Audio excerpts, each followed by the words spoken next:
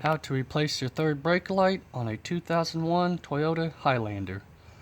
Now you don't really need any tools at all. Now here, people's gonna say, hey, you need Phillips head screw. Well, I can't get to it because of my spoiler here. So this was impossible. I was able to get an angled Phillips head and take it off, but I couldn't get the lens to come off. So what I did here, open up the lift gate on it, and you'll have this trim panel here. All you gotta do is just pop this trim panel off. All it is just metal clips. Pull on one side and just kind of work your way around.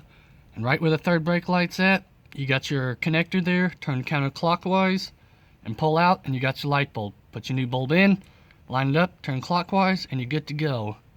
Once you get your light bulb back in, line up your clips and go ahead and push on the trim panel. Lock the clips back into place. Fairly easy process.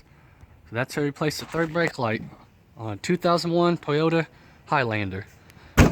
Thanks for watching.